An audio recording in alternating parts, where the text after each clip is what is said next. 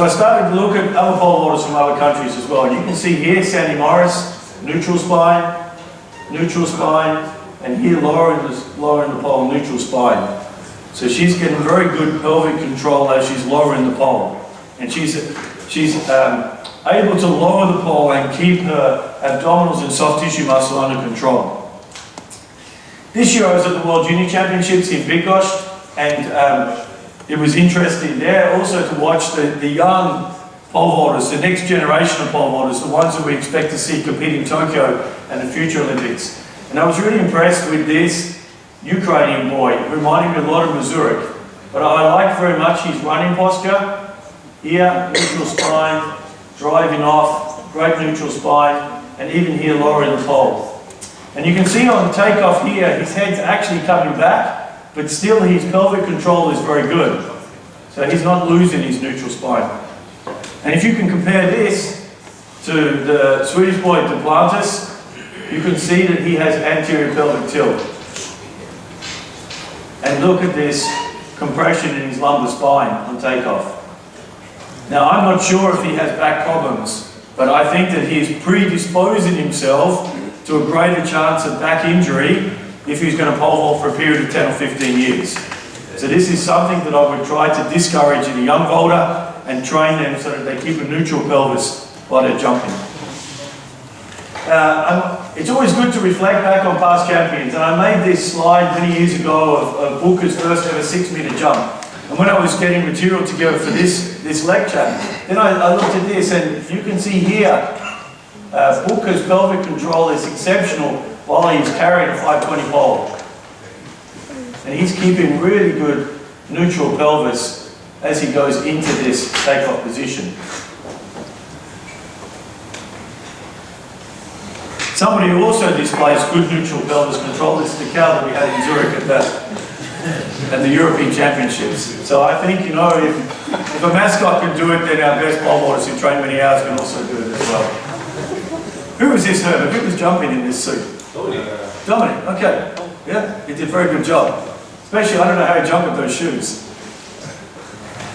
But you know, the key thing for me is that there's a lot of soft tissue that's protecting the lumbar spine. We have this column down the middle of our back, and then this is all protected by this pelvis, by this soft tissue. And there's so much soft tissue in play when we're trying to alter this pelvic tilt that it has to be done with good motor control. So the best way I always get my vaulters to feel neutral spine is that they lay down and they put their hand under their back and they make sure that the lumbar spine is flat on the ground. And there's lots of drills and exercises that you can get from Pilates now, like dead bugs and Supermans, where you're keeping this neutral pelvis while you're making exercises. So I'll show you now a video of Thomas doing some exercises and the kind of stuff that we're doing. So we use a lot in training these rubber bands. So we use them for planning drills and also for postural control drills. So I've got one here if anyone wants to come have a look at it at the end of it. It's just a basic 41-inch rubber band. And you can see that Thomas has neutral spine when he's on the ground, opens his arms, and he comes back down. And the band is applying resistance there. And then he's using the band then to push tall, single leg with neutral spine against the wall. So this is a more, if you read the music, it's a more functional exercise for running. And then we go into holding an overhead weight.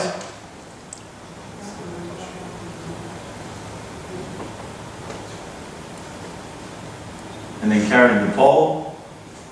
So by doing these exercises in walking, then we can think about the activation of the neutral spine before we start to move at speed.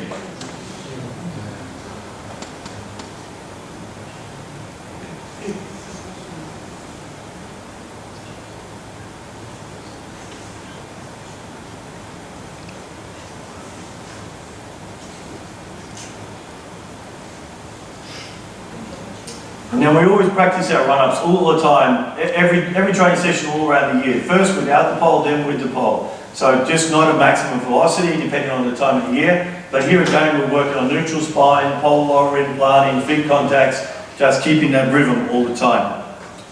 So I'll show you the next video, which is basically the same exercises again, but Ina does a slightly different variation. She likes to do it with dumbbells. so that she gets that cross-sling effect between Stan's leg and the other foot, because it's working on diagonals. So with the disc, she finds that it's more fixed. You can see she's doing a similar exercise, but with the dumbbells.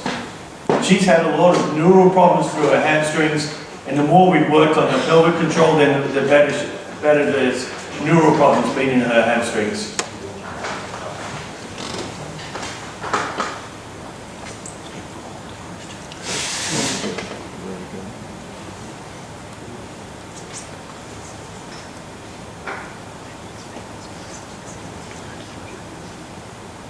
So just by standing against the wall first, the guys feel the neutral spine, they feel their body is flat, and then they move forward, hold that posture, and then they walk from there.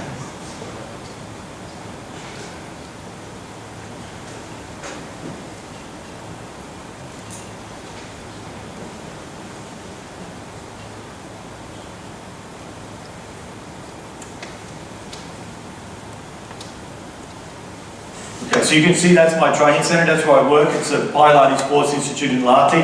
We have 330 metre indoor track, 2 places for jumping. You saw our downhill runway and our various setup there.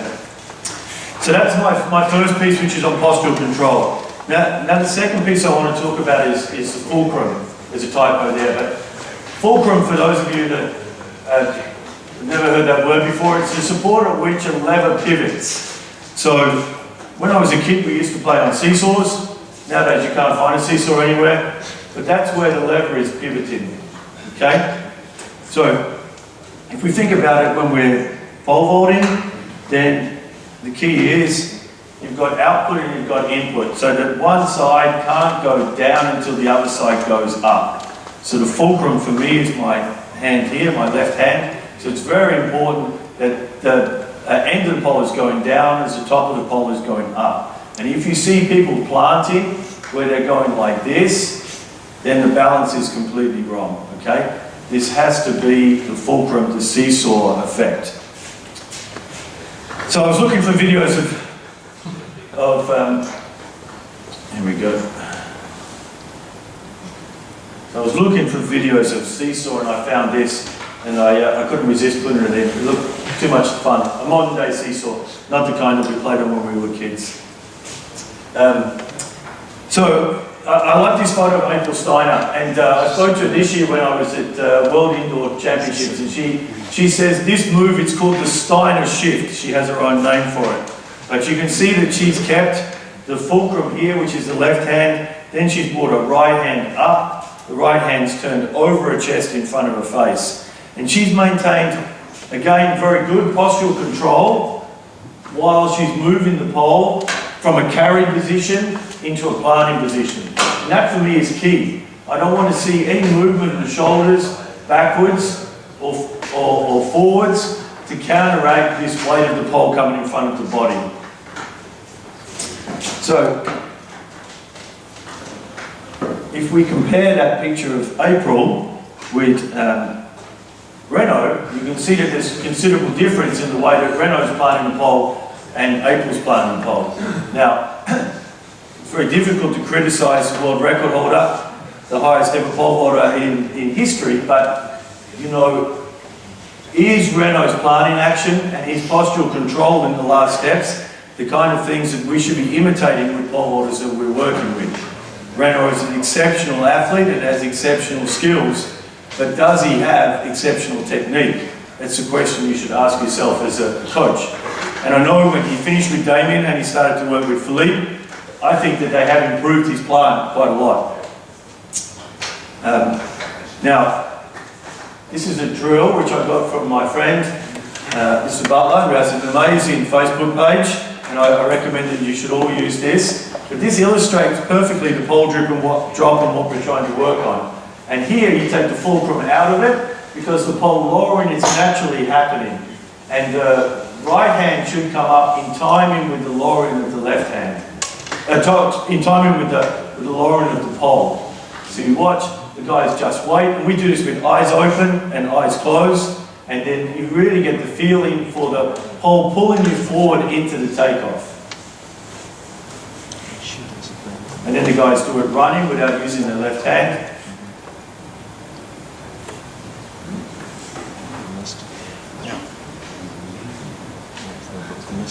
Not quite as good as the Rice University students, but not too bad. Does anyone want me to play that one again, or everyone seen that one okay? Yep.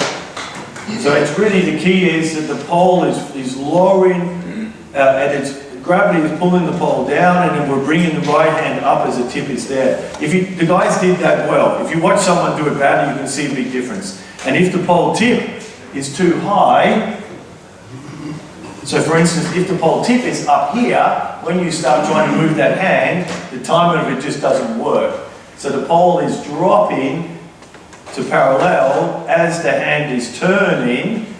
Then when the tip of the pole is going down, then the end of the pole is going up. And you get that feeling when you hold it and it's just dropping like this. So like I said, these guys do it well.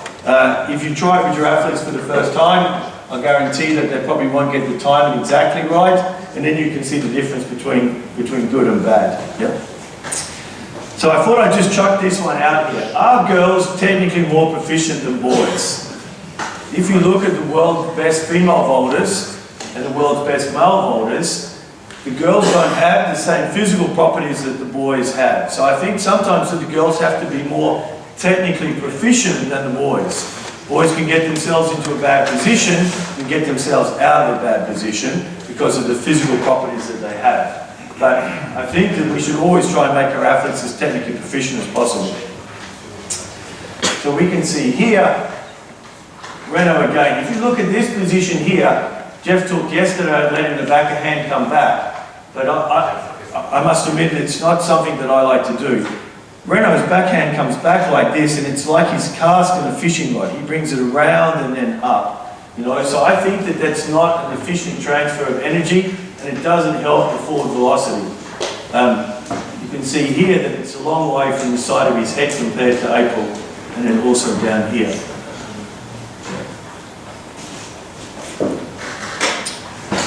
Okay, so when we talk about development of movement, there's a certain pattern which we work on when we're kids. We go from crawling to walking to running to leaping to jumping to hopping.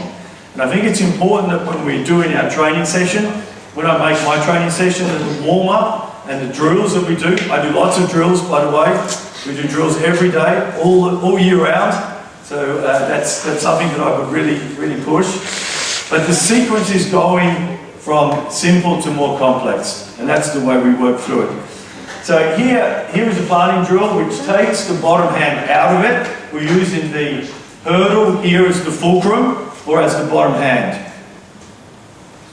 So we're working first with the left hand, the feeling of the left hand, and how the pole is going up. You can see that the guys have always got their hand on their stomach, so they're feeling this postural control, making sure they keep in neutral spine. So then we're working with top hand. Still, it's only one hand at a time. And then this turning of the hand over the chest. So the hand comes up under the armpit, turns over the chest, and then in front of the face. So that's the technique that April Steiner was using, and it's not the technique that Reno was using in the plant. And then we go left step, right step, left step. So it's hands, feet, hands, feet. Everyone okay with that one? Do you want to play that one again, or fine? Would you like to see it again? Yep, sure.